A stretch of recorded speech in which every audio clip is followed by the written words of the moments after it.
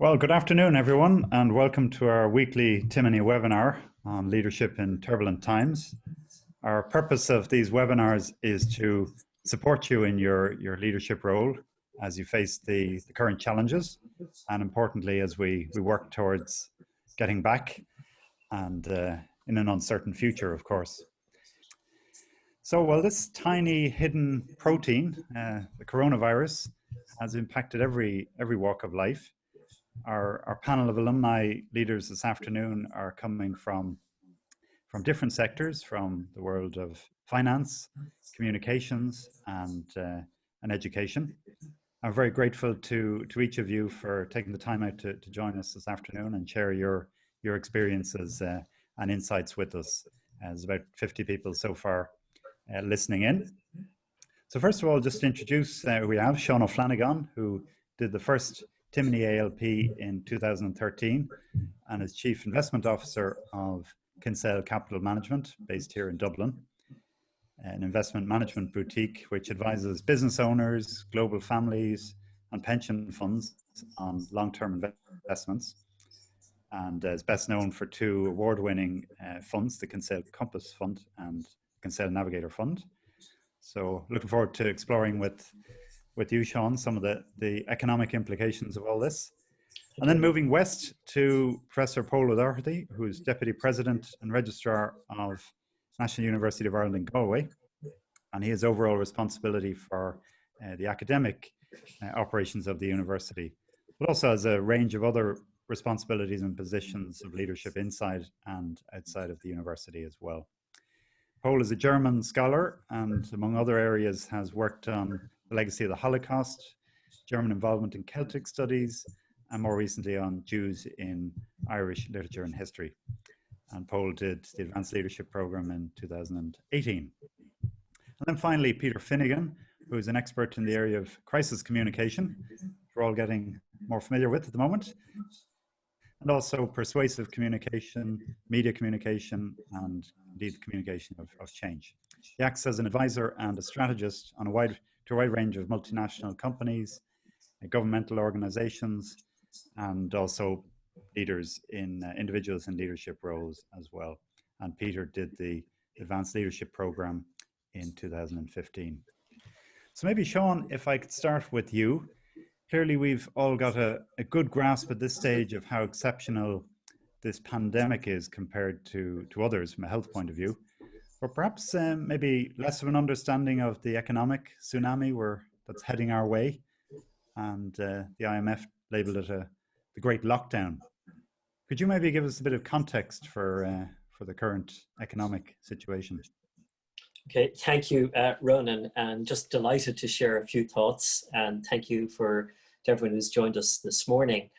So what I'd like to do maybe is just maybe put your question in maybe a bit of context and compare it perhaps to prior crises. And I think probably the first thing that comes to mind is just the immediacy of it, how volatile it's been, how unprecedented it's been. And I think to look back in history, if we look back even to the 1930s, to the great recession and depression of that time period, we've had the worst decline and the quickest decline in stock markets ever in the history of markets in the last month. So from mid-February to mid-March, the S&P 500, which is the index of the 500 largest global companies, was down over a third. Massive decimation of wealth. We also had the biggest one-day rally in history, followed by the second one-day biggest loss in history. So just enormous volatility. And the reason for that really has been that this started, as we all know, as a supply side problem. Those of us who have businesses across the globe knew how difficult it was to get component parts from China and elsewhere. There were logistical backlogs, so there was supply issues in trying to get your goods manufactured.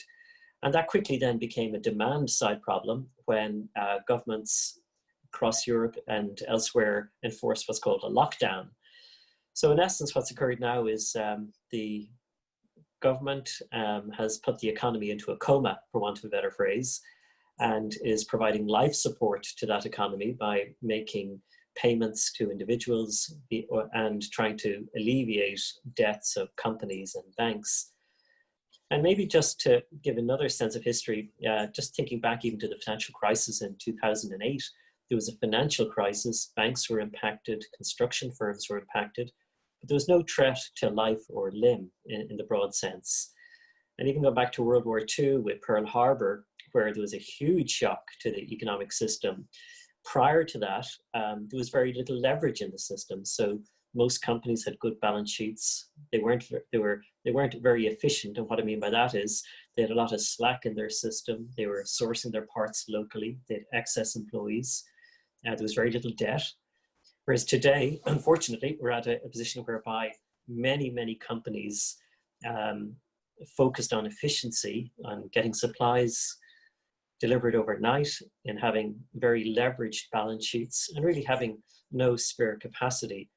And the knock-on effect of that is that we're seeing it in terms of shortages of component parts, but also makes it very difficult to get back on your feet again if you're going to be relying on the government to help your consumer and then to help you pay for the employees and the team. So I hope that just gives a sense of where we're at and maybe how it differs from perhaps the financial crisis of 2008 and even the crises back in the 30s and the 40s. For a small open economy like us here in Ireland, what implications are there, do you think, for us? Yeah, I think we all know, unfortunately, they're pretty huge. Now, some of them for certain industries are very severe.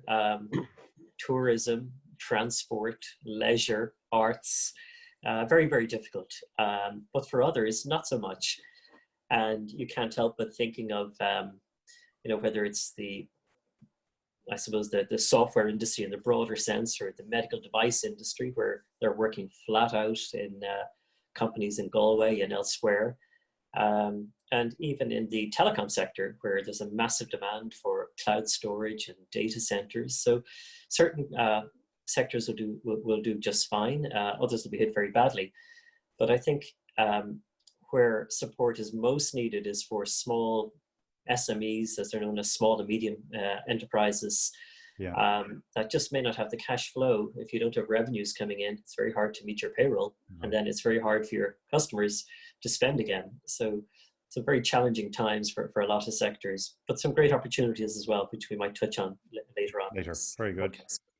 Yes, and well, Peter, if I could move to you, just given the unprecedented nature of this crisis, how do you think those in leadership have handled communications so far?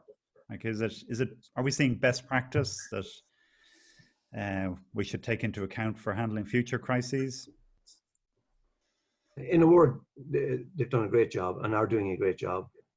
The key thing involved in when you've got a crisis, people are hungry for information when there's a crisis on. People want to know what's going on, why is it happening, what's going to happen in the future. And the fact that this government and the authorities in general have been so open, so clear in what they're communicating. I suppose really, if you're in any crisis, what you're trying to get across if you're the authority, is that you become the most credible source of information. There's an awful lot of rumor going on. Everybody thinks they know what's going on, but there has to be one central point which people can trust that to be giving the best and most credible information. So for that to happen, they've got to, I suppose, really, there are three things they need. They need to be truthful, they need to be clear, they need to be accurate, and they need to be timely. And if you look at what's been happening since this thing began, we're actually spoiled in a way when you look at what's happening overseas, but we're actually getting that, and we're getting it very credibly. I think the reason that's happening as well is because it's led by the medical profession and not necessarily led by politicians, if you understand the information that we're getting. And we're getting this regular update from Tony Holohan, and he has proved in this case to be really a rock of sense. And he only, when he got ill there for a while, I think the country nearly panicked when he got ill, because they were saying, "Geez, Tony, we need you very badly. Come back and talk to us." Because he's the person who has the knowledge. You trust him. There's no spin. He's not trying to make things good or trying to make things better than they look. In fact, one of the key things about what's happening here is that when things are going wrong, we've been very upfront about it. Mm-hmm. When we had an issue with, for instance, with with the protective gear coming over from China, we knew about it. Yeah. You know, when there was an issue in relation to finding the agents for testing, we knew about it. And even now, as you see, the thing that's emerging at the moment in relation to the homes, it's not so much that could be a cock up maybe from somebody else's perspective, but the communication of it is very clear. So I'd have to say that we're getting the big messages across. I think everybody in the country knows what's happening. And if you look, you only have to look to other jurisdictions to see what's going on. If you look what's happening in Britain, where it's very, very defensive. When you look what's happening in the States, I mean, what do you want to start thinking about? When you look at the way the president is trying to dominate those daily those daily briefings, from a purely political point of view, the only bright spark on the horizon in the States is the way that Andrew Cuomo is dealing with things in New York. Exactly as it should be done, straight up, telling people exactly what's going on, not telling them it's any better than it is, telling them what to expect. So in terms of the clarity of what we're getting, the timeliness of what we're getting, the accuracy of what we're getting, I'd have to say, you know, they're doing an excellent job. And do you think that as we move towards, let's say, returning to work, and there's going to be a lot of communication needed there, is there a learning there about involving experts as a leader? No, absolutely. I mean, what's been proven in this case, like from a leadership perspective, we take, for instance, the government leadership. They've been led by the medics in this, and that's been clear. And they've taken to an extent of the big policy, and but they're in the background. The medics are actually leading, I suppose, what's going on and informing what's going on. And it's very clear.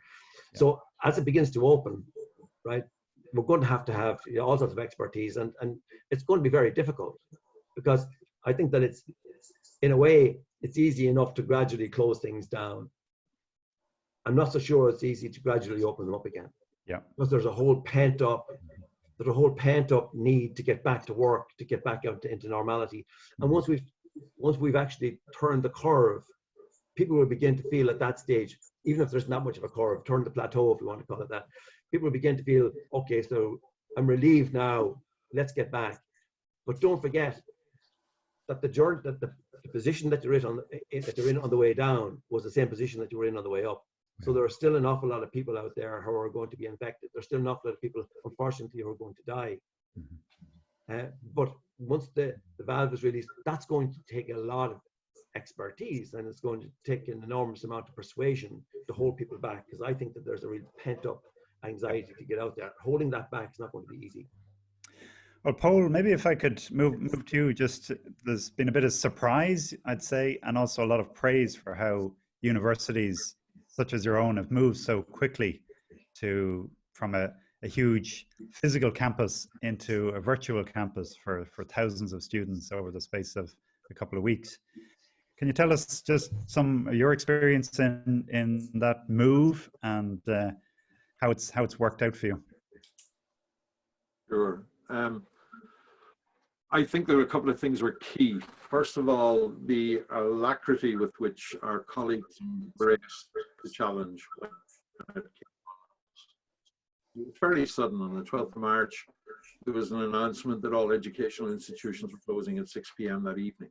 Now, we were fortunate in this country, unlike, for example, Germany, where in that we had most of the semester done already. That Thursday was a Thursday of week 9 out of 12. But what we did was, and what we did here in Galway was, we very quickly said, okay, take the following week, we put a communication out the next day, take the next week, figure out how you're going to deliver the rest of the remaining 2 weeks semester, and let's start planning to get exams online, but give people choices. So a lot of our exams are being run online, but about 40% of the scheduled exams, 43%, decided to opt for alternative forms of assessment. Now, so far so good. The exams started yesterday, and there has been no news whatsoever about the running of the online exams, so that is good news. But it has presented its own challenges in that, if anything, this has reinforced the argument around a national broadband, because the hard reality is that whilst we encouraged Irish students to go home, some of them will be going home to areas where the broadband is limited, and that may well prove challenging for some of them in terms of doing online assessment. But the real speed and goodwill with which colleagues reacted, and the engagement with the students, and the communication piece, to go back to Peter's point, was absolutely critical in all of that. And I have to say that we've certainly had a feeling here in Galway, and been getting reports here in Galway that we've had that level of engagement with the students, with our staff, that has enabled this to go. But look, there are massive challenges ahead, and I'll come back to those. But yeah, the communication and the goodwill of staff are absolutely critical in that. Very good. Peter, maybe if I could go back to just on that, on the communication piece. In the past few webinars, this has come up quite a bit about the importance of communicating clearly with employees and regularly. And I suppose quite a few of us are, could say we're zoomed out at this stage with with the number of meetings, if I can use that phrase. With a few more weeks of restriction to go, what can leaders be saying now? Should we keep up that frequency of communication? Should it be different?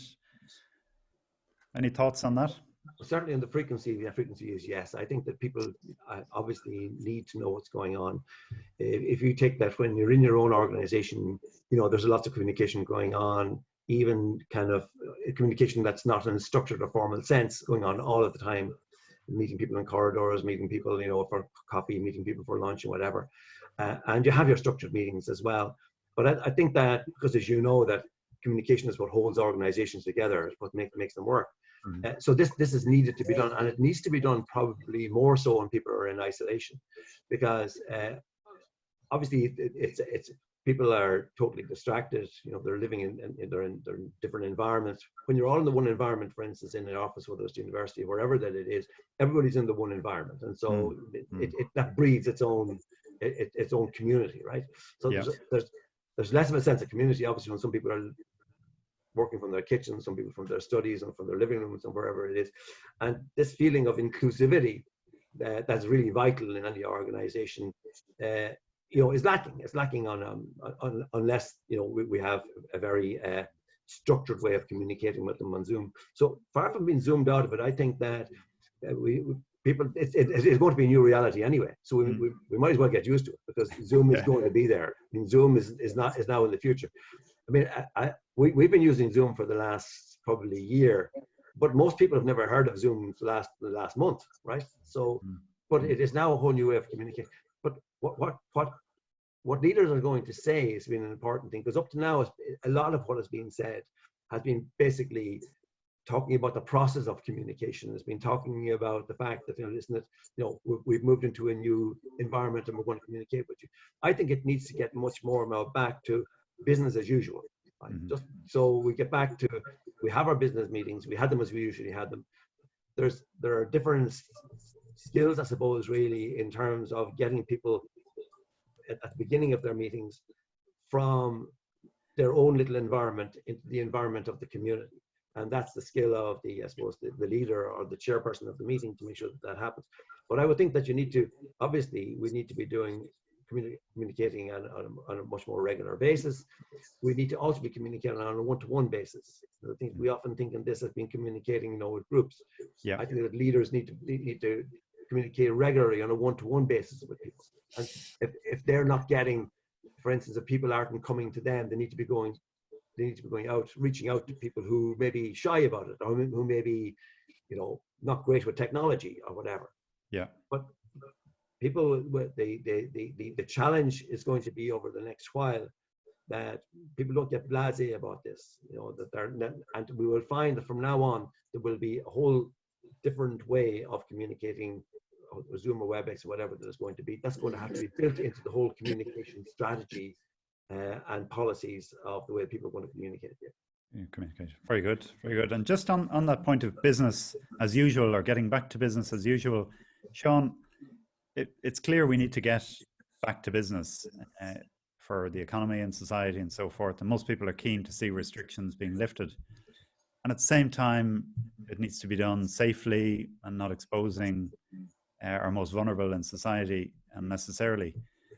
So what thoughts would you have on that, the tension between these two priorities? Ronan, I just refer back to Peter's comments on communication. I think that's when the communication will become very important, as particularly the Taoiseach and Taoiseach and others involved just communicate to the nation on the process in the weeks ahead. But you're right, it's a huge dynamic, and you know, I think we're all very familiar with this. The reason we went into this lockdown was to try and protect our health system and make sure that there was enough critical infrastructure in place in intensive care units, and then to protect the most vulnerable. And certainly across Europe, it seems anyway, at the moment, that at this stage, that things have peaked in terms of virus morbidity and mortality, and a number of jurisdictions have started to reopen. And it's critical that we do as well quickly, because there's a big difference between being shut down for 2 months and being shut down for 3 months or 4 months. It isn't double the effect. It's magnifies it in terms of really the long-term consequences to so many small businesses and individuals and families. Yeah. And I think, you know, we've all read a lot lately and hear a lot about just the tension between protecting our healthcare system and the elderly versus protecting those who are younger and who've lost their jobs, and job losses have not been equal. Those who by and large are well educated and who have good internet and are in the professional classes have been able to work from home, and the younger groups in society who, whether they're working as waiters or in logistics or in transport or in entertainment or in leisure or tourism, are out of work and not able to work. So we think it's critical that we get a roadmap quickly to get back to work. And there's no certainty on how to do this. Nobody knows if there'll be a second phase or a third phase of this virus, but we just have to test it and find out. And I'll just come back to Peter's comments really on communication. I think that's going to be a critical time for that message to be delivered correctly. Correctly, yeah. Very good, very good. Well, maybe coming back to you, Paul, on that of the 80 attendees on the webinar, I'm sure there's quite a few who have college-age students at home and are looking to return to the classrooms in the coming year. So how complicated is it to start up having thousands of students and staff back on campus if social distancing, for example, needs to be adhered to in a much more strict and elaborate way? I mean, there are massive challenges around that, and there are still uncertainties around it. You know, will there be a second wave and a third wave of COVID-19? To what extent can we ease the social distancing challenges? We were in the throes, having just got the exam started. We've now begun to plan for all of that. The leaving cert is one of the big challenges at the moment, because there's an intention to hold it in August, but that isn't nailed down yet. We hope to have the results by October, and then we could probably start the first year students at the beginning of November and run a little bit later next year, and we're looking at plans around that. Then the question is, what do we do with the other years? Do we have them all start in November, or do we run staggered years, or do we start them a little bit later and maybe by semester 2, with the help of, for example, first years only doing course assessment but not end of semester exams, but they would do a bit more assessment to make up for that, that you could integrate them in the second semester, but everything would finish a bit later. What are the knock-on effects then for medical graduates who are needed in the health service by July next year if you do it a bit later? But also with the social distancing, I mean, with the best will in the world, I don't think anybody at this stage is expecting that we will be able to fill lecture theatres with 250, 300 students in September of this year. I think the likelihood is that there will not be an antidote to this virus by then, and therefore social distancing will be in place. So in all likelihood, a large amount of what we do will shift online come September.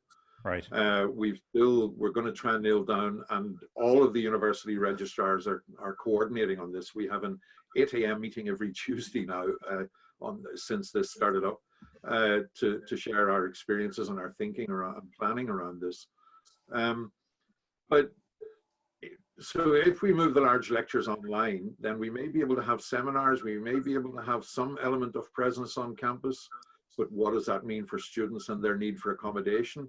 If, for example, it was only some days, but not other days, depending on what year of study. There really is an absolute wealth of stuff to be worked out around that. And we're in the early days with it. But we want to give some level of certainty, because I think one of the great killers in all of this is the uncertainty. And that goes back to the communication. But at the same time, you can only communicate what you can be confident about. And making promises that you might not end up being able to keep, I think would be worse. So you communicate, but you communicate in some cases that there is simply uncertainty. But there's no doubt that this changes the game for us in higher education. I mean, these are our youngsters, you know. Dare I say it, some in mid-career taking a few months out. It's not ideal, and I'm not going to try and downplay the extent or the impact of anyone losing their job. But youngsters at this stage in their career, they're looking at the possibility, well, is what's going to be on offer in the autumn really what I wanted? And would I be better waiting a year, at which point we may not have the capacity, or the grades might have to go up or whatever, or should I go with it anyway? There are big decisions for the youngsters to make, and the decisions we make will actually impact on the decisions that they make, or influence the decisions that they make. And just on that, of the decisions that, the decisions that you're making, could you offer any insights there in terms of, let's say, for smaller organizations that wouldn't have the complexity and of challenges that you're faced with there in the university, but how you approach making decisions with so much uncertainty and so many knock-on effects for students and faculty? Do you have any, from so far, from the experience you've had, what's working well for you? What's working well for us is identifying the stakeholders, engaging with them. And sometimes that's a larger group, sometimes it's a smaller group, depending on whether it's something that's university-wide or whether it's something that's very specific to one or two courses. So, you know, one of the issues for us, for example, this coming autumn that relates to language students, not only language students, but primarily, is what's going to happen when, if they can't go to France or Germany or Spain for the year. The level of consultation there is perhaps a little smaller than it would be around what are the semester dates going to be for the whole university. But the key thing is that we engage, we consult. And I'd say that no matter what size your organization is, you identify who the key stakeholders are, and you consult as widely as possible around the implications of anything that you're proposing. Very good, very useful. Just to remind people again, there's a Q&A box on the screen if you want to pose questions to any of the panelists, or to all, and we'll come to those in a little while. Peter, just going back to you, that same point about returning to work, and clearly there will be anxiety about going back to workplaces, public spaces, by employees, and the uncertainty maybe around even the need for, I don't know, monitoring, checking, health checks, privacy issues, and so forth. What would you recommend from managers in these circumstances to communicate well with those factors in the background? I think go back to what Paul was saying there, which is basically this: we're in unknown territory here. This hasn't been done before. There's no blueprint for doing this, and so really at this stage, when we know that there will be a return to work, there will be a return back, that people need to be turning their minds at this stage to planning that out, and what it's likely to look like, and what the phases are going to be. But the thing is that you need to create as much certainty as you can, even if there's certainty about the fact that you don't know something, and Paul alluded to that, but certainty about what we can say to you, certainty at a high level, and then bring it down as much as you can. In other words, we are going to be open. We're going to be opening in the 5th of September, right?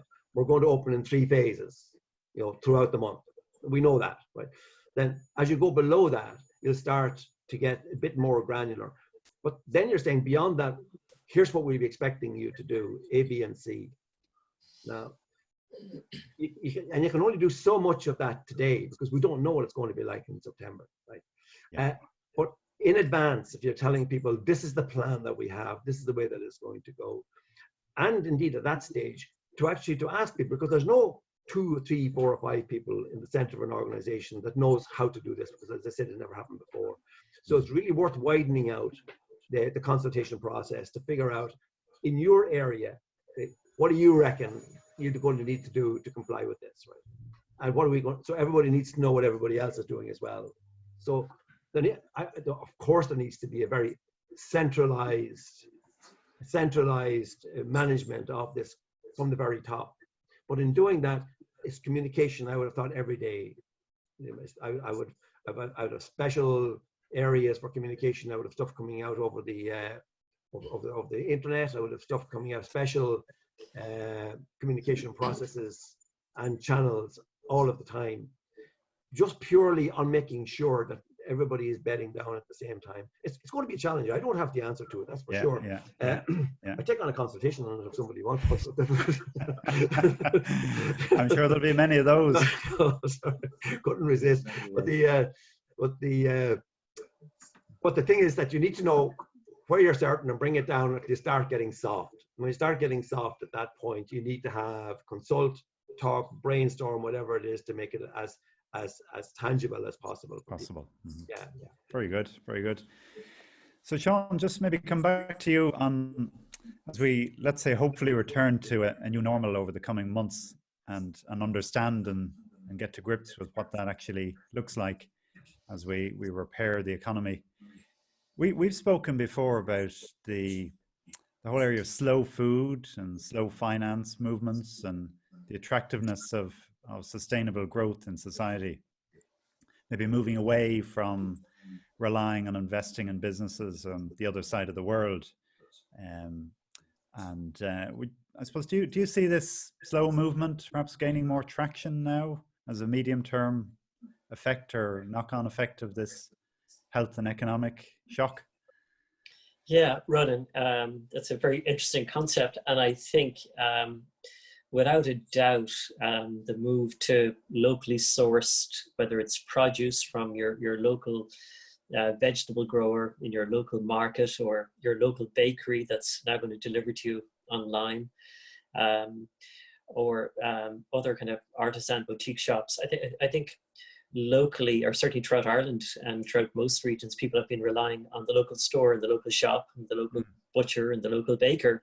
And I think the goodwill that's been generated by that is going to stay for a long time. So most certainly, I think we'll see that. At a bigger level, for the larger companies, I think we'll see much more, certainly in the United States and in mainland Europe, manufacturing being brought back home, as they would call it. So it's highly likely you'll see an acceleration of old-fashioned manufacturing and supply chains leaving China and heading back to the United States or to Europe, where we're so dependent in Europe for, I think it's about 80 to 90% of some of the ingredients in antibiotics come from Asia, primarily China. So for the very large companies, I think supply chains will definitely shorten, and that doesn't happen overnight. It's quite a long process. But for smaller artisan, whether it's your local photographer, we have out of here in Dunleary, and our local photographer has been sending messages to the home saying you take a picture of families during COVID-19 and make a contribution to a local charity as well. And the local coffee roaster is delivering coffees, and as I mentioned, the local baker is delivering breads. So I think I see that accelerating, and I think it's a very good thing at a community level and the spirit it'll engender. Yeah, really being valued more for what it is, and maybe people willing to pay a little bit more for that extra value that they're getting. I think so, and I think they get more than just the product. I think the sense of friendship, community, collectiveness, being together, a sense of pride in something being produced locally and being delivered locally and knowing where it's come from. So I think that'll just continue to accelerate. So, and there are many benefits in that. When you mentioned there about manufacturing perhaps returning to the United States, do you think that might impact us here as well with some of the... Yeah, I think it's a risk longer term for some of the multinationals, for some of them, that certainly the current policy in the United States is to try and bring it all home and But it takes a long time to do that, to get qualified staff and get production plants up and running. It doesn't happen overnight. So I think there's certainly a risk, and I think that's why, as a country going forward, we just need a greater emphasis on small businesses, small entrepreneurs, supporting them, encouraging them, buying from them. And I think we see that across Europe, that people are going back to supporting their neighbour. Very good, very good. Well, that can't but be good. And it's so, Paul, just going back to the points you were mentioning there about getting back on campus and maybe it being a different sort of environment. And are there any learnings you think you could share for, I suppose, with leaders about how they plan to return after the lockdown, post-lockdown world? You know, changes. You mentioned there, even you think that there's going to be a fairly fundamental change in the way education is being taught, a lot more online. Would you have any other thoughts that learnings you'd share there?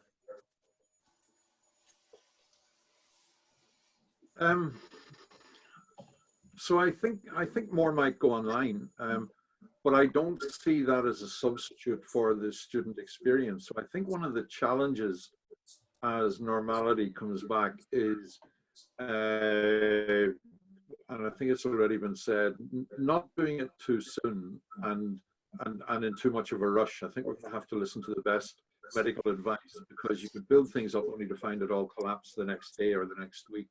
And we need to be careful about that. But the other thing I think that anyone in a leadership position needs to be mindful of at the moment is that much as this technology has helped us to keep a lot of shows on the road, it isn't actually a substitute for the human interaction. Long term, I don't see education. There are online universities. There are, you know, things like the Open University, where a lot is done online, although even they combine that with one-day Saturday courses and so on, where people do actually meet each other. So I think one of the things for me, for anybody in leadership at the moment, is that whilst we're seeing new possibilities around the technology, I would be cautious about going too far with that. Yeah. Because I think that the human interaction, the human engagement, the face-to-face engagement, which will include international engagement, and I think Seán's points are well made about a lot of the local produce and so on, but if you look at a higher education setting, and if you look at some of the multinational companies that exist here, I think of the medtech industry, which is very strong here in Galway, we would want that still to be here. We would want to be still producing the graduates. We would still want to be attracting international students to be part of that, coming on to those kinds of degrees and so on. And so what I would say to anyone in a leadership role is, your eyes have probably been open to new possibilities that have been, you know, necessity is the mother of invention, to use that old saying, in the last few months. But be careful that actually where we were before still has an awful lot to contribute to where we will be in the future when we get back to some level of normality. And let's not pretend that this constant staring at screens is actually going to be a substitute for the way we build relationships, for the way that we build expertise, for the way that we actually develop leadership capacity. Yeah, very good. And that leads me in really to a question for you, Peter, on this whole area of organizational culture. And obviously a lot of what a culture, how it's formed in an organization, comes down to what is said and what's visible, behaviors that are there that you see and you learn from. Now, if we are having more of a virtual homeworking, online type relationship in companies, would you have any thoughts or advice on how to really sustain that culture, the organizational culture, where you can move beyond just communicating two-dimensionally across a conference call and have that greater visibility of behaviors?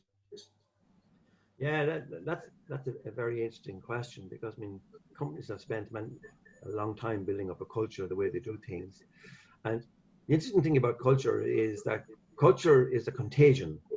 It's contagious. In other words, it spreads from person to person, and that's the whole nature of of culture, in that there you have observed behaviors and people behave in a particular way because they see somebody else behaving in that way, and it's encouraged by the leadership and then through the whole organization. And so that is interrupted to some extent, definitely, by what's happening at the moment. There's no getting away from that, because the culture is not, this is not something that's terribly tangible. It's an intangible thing that happens when you walk into an organization. You can almost feel it, but it's in the way that things are done at meetings, the way that people actually interact with one another, the way they support one another, the way they collaborate with each other, the way that they include one another. So that the sort of areas of culture, whether that's innovation, whether it is collaboration, whether it is, you know, customer focus, whatever all of that is, right, that needs to continue in the new reality, right? And continuing in the new reality, it is minus whether we like it or not. It's minus the handshake, minus, I don't know whether people hug in organizations or not, but it's minus all of those things, right? The tactility of it. And you mentioned two-dimensional there. That struck me recently, you know, that we live in a three-dimensional world. Right? I'm not a scientist, but maybe somebody could figure out. We're now living in a two-dimensional world to a large extent. We just see two dimensions of people. There's no depth. And what does that mean? I don't know what it means, but it has issues. But in terms of culture, I think that people probably at this stage need to break down, not from what instinctively is the culture, what actually is our culture, and seeing how that can be replicated in this more distant and remote way. So that's where you find, for instance, that people are, you know, they're finding that they're looking out for people. So in other words, they are getting in touch with people, for instance, who are not getting in touch with them in the organization. That's when they find, for instance, they're doing big gestures. You know, a client of mine recently sent 170 baskets of fruit out to all the clients, right? Which is nice. But you can't do that every week. You can if you like, but afterwards the gesture just doesn't become a gesture anymore. And you can do that for a while. But I think that what people need to be very conscious of is that how are we going through the interactions that we have, the limited interactions. Limited interactions are basically their meetings, right? Many of their meetings, they are town halls, if you can imagine, the large town hall, that within all of those, that you do what you always have done. So in other words, it means you exaggerate. At the beginning of meetings, for instance, you'll find that it would be much more important for people to understand in the kind of forum that we're in at the moment, what are we doing and why are we doing it? And that the agenda comes way in advance so that we actually have a chance to prepare for it, so that our inputs are not, because they're not going to be as spontaneous as they would be around the table. Like the chairperson, for instance, a chairperson's role in that situation would be to ensure that everybody is included, because they're all in different environments, as I said earlier. But the culture should be one of inclusion, that everybody gets involved. So if the culture then is when we're looking at what it is important for the business, that they're actually still kept. So in other words, if we're looking at, you know, the results that are coming through, that there's no compromise in relation to the way that the results are reported, or in fact no compromise in the way that the results are actually going to be treated, and what remedies is going to be, or whatever it's going. So it needs to be that people start to feel, but that nothing has changed in terms of the way the organization treats them. Right. But that happens naturally when you're in an organization, when you're in the building or in the organization. It happens naturally. It can't happen as naturally as that when you're remote. So you need to be very conscious of what it is that we do that makes our culture what it is, and replicate that as much as you can in the environment that we have at the moment. But it's a conscious thing. I think the culture, generally speaking, goes on unconsciously in organizations, obviously. We now needs to be a consciousness of what it is, and that consciousness needs to lead to certain actions and whatever across the environment that we have at the moment. That's the way I see it. And do you think that's just the leaders in the organization, or does everybody in the organization change? Culture's for everyone. I mean, and leading that. Culture happens. Okay, leaders are the people who are supposed to epitomize what that culture is. And they probably do it naturally, as I said, in the normal course of events, walking around saying hi to people on corridors, or in terms of the way they interact with managers and staff and everybody else, and the way things are done. But I think they need to be more conscious of doing that. That's at any leadership level, right? But the culture is how everybody does things, not just the leader. The leader leads that, but the culture is the way things are done. But from a leadership perspective, I think there needs to be an acute awareness.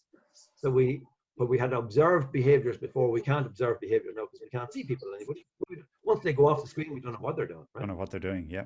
So I think that one of the big things that's coming out is that people will learn. They will learn from this that to trust people more, because they have to. I mean, people are being trusted at the moment, and things are happening, right? Yeah. And they will learn that I can trust people more. They will learn that people are much more resilient than maybe they thought they were. Mm-hmm. So there'll be lots of learnings from this. And in fact, when this is over, I think a really good exercise for everyone to do will be stand back and say, well, what did we actually learn from this in terms of what were the positives we got from this? Because I think they're going to be huge. Huge. Very good. Very good. Great. Well, I thanks, Peter, for that. I'll move to some of the questions that have been coming in. Michelle Vance poses the question of what do you think will need to be done to kickstart industry and retail when restrictions do start to ease? Because consumer sentiment will be presumably reduced due to fear, financial difficulty, which may impact on the speed that things recover.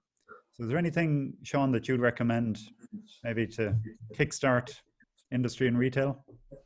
Gosh, that's a tricky one. And I suspect, unfortunately, when things open up initially, it'll probably be construction initially, and retail will probably be further down the line, just because of the spacing issues. But the biggest thing is getting money into people's pockets and people having confidence to spend that money.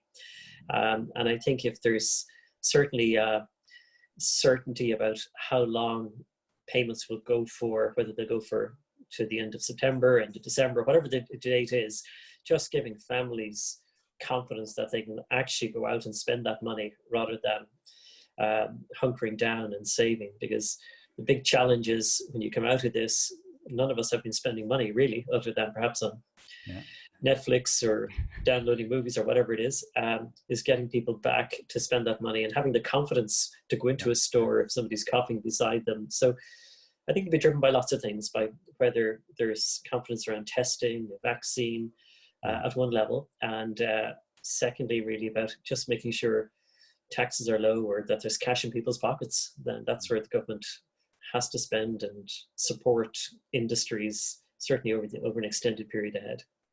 Very good. Very good. Well, on that, Philip Clark added in a question here about the fact that many high street names are in trouble and some already called in receivers. I think Debenhams was one of them. I'm wondering, does that mark the beginning of a change?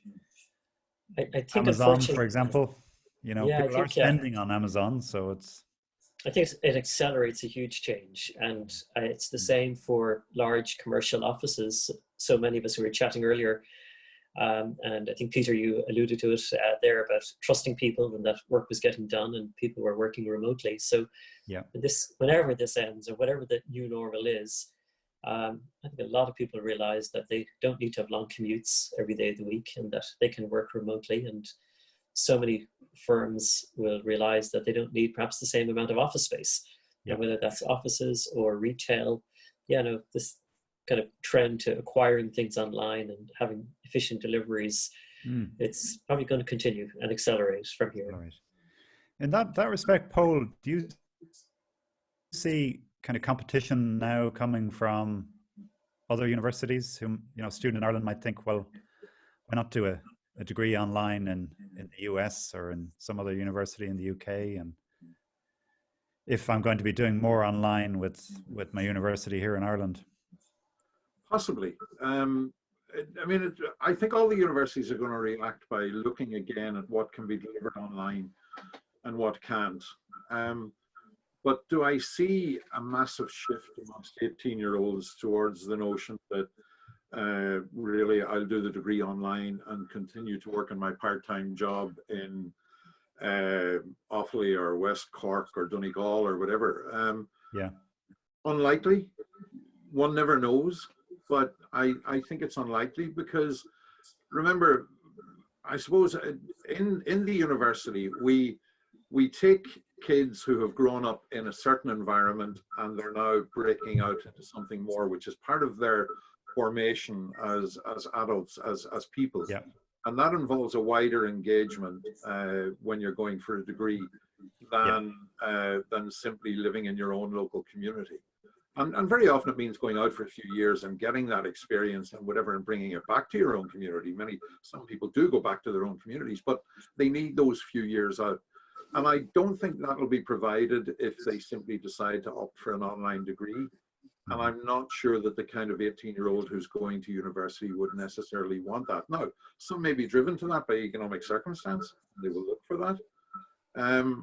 But I don't see it as creating a massive change in the behavior of students. What I do see is it creating some level of change and probably some significant level of change in the way we go about our business in the university. There is no doubt that all the universities will explore greater opportunities for online delivery, but that's likely to be simply a larger part of what we call blended delivery, so a mixture of online and physical presence. You know, there are certain degrees you have to be able to do lab experiments. You're not going to be able to set up a lab in home in the countryside, or if you do, it might explode on you, you know.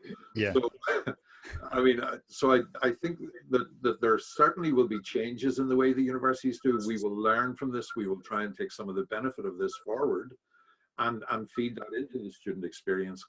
But there will still be a demand for us to produce graduates, not just for industry. I mean, you know, talking about repatriating industry to the US, you look at the medtech industry, and I mentioned it earlier, here in the West, and one of the attractions for that medtech industry, whether it's in the West or in other parts of Ireland, is the flow of graduates coming through who are in this space that they can tap into. That demand will remain, and those jobs won't necessarily get farmed out to all the different little rural areas. There'll still be centres where that is required. But look, the universities in the Irish system have always been in a space of, shall we say, collaborative competition. So we have a large degree of mutual interest, but we're in competition with each other for recruiting the students, and that's not going to change. I think that those who adapt the fastest and the best to what the students themselves want will be the ones who will gain from this. Gain from it. Very good. Well, thank you. Thank you. This has been a very interesting discussion, and it's almost time to finish. We're getting close to the end. As you know, in Timoney, our purpose is summarized with the line, better people, better organizations, better society.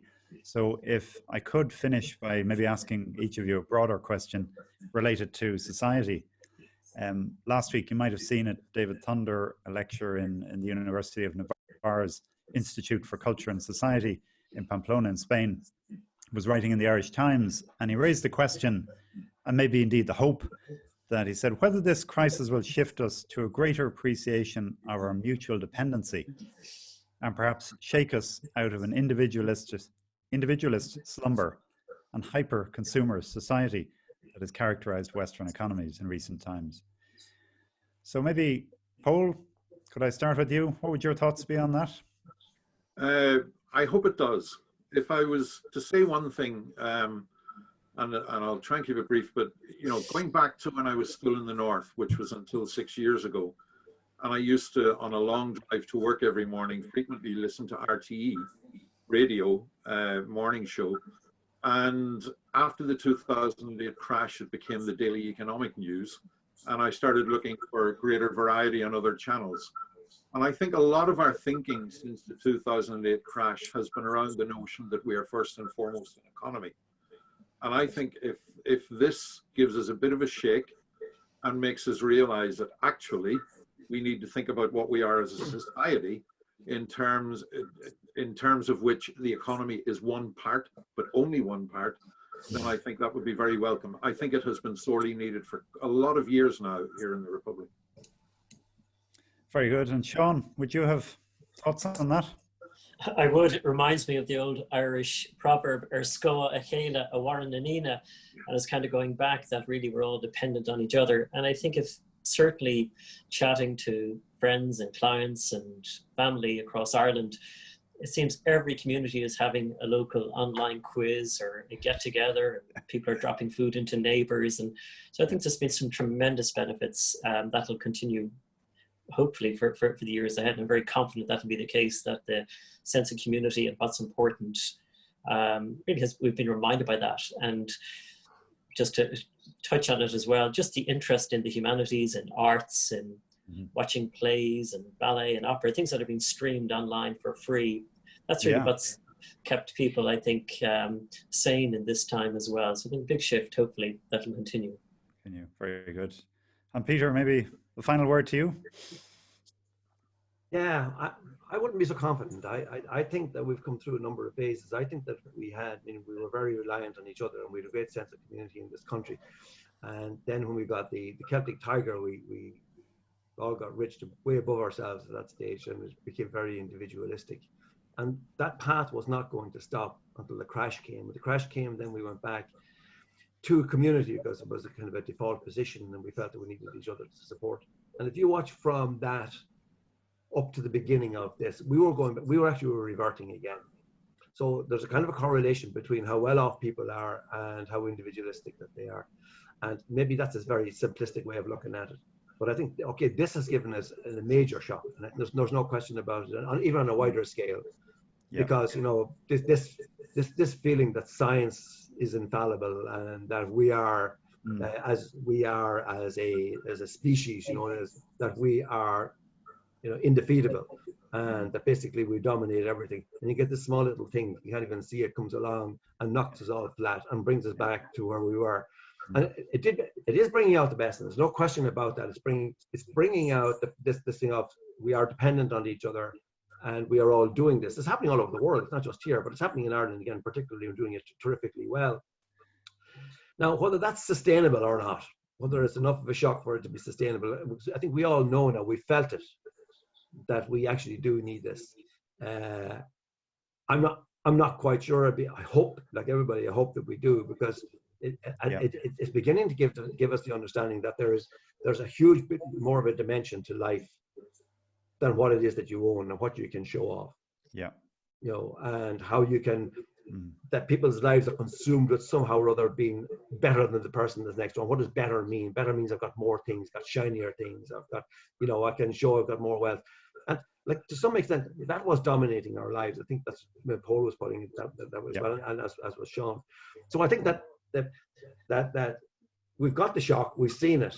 Now, how sustainable that's going to be, I don't know. But I'll go back to Seán's point, which I think is hugely significant. It's very, very interesting to see that as soon as this happened, the sort of response that came from the arts community and the sort of kind of reliance that people had to go back to art. And I mean, art meaning not just necessarily high art, but art in every one of its forms. Whether it's music, whether it's theatre, or whatever it was going to be. And that's where people went to get their solace. It's where people went to in order to give themselves a different meaning and a different feeling to what was going on. And I just hope that the government realizes at this stage the importance of the arts in society, and that should be reflected not just to realize it, but to reflect it in the sort of funding that the arts is going to get from here on in. It's had a huge, and it's only when people found that they needed a refuge to go to that they found the arts was supplying that, and the arts community, in fairness, rose to the challenge. And if you look out there on all the various different websites, there's an enormous amount of art from Irish artists and international as well, Irish ones particularly, out there, and they've broadcast daily and hourly, in order to, I suppose, to boost the morale, as it were, of the full populace here in Ireland. So I just hope to God that doesn't get forgotten as well. That gets recognized. I think we've got a sharp, and I'll wait and see. I'm not confident that either of those two things are going to happen. Well, we've been given the opportunity, you could say, at least to take it. Whether we do or not remains very much in our hands. And indeed, just to echo your point about the arts, and people have known that people have got a lot of solace as well from other sources too, in terms of even just apparently the record numbers accessing webcams in churches and things like that. Just so multiple areas where people can dip in and get help.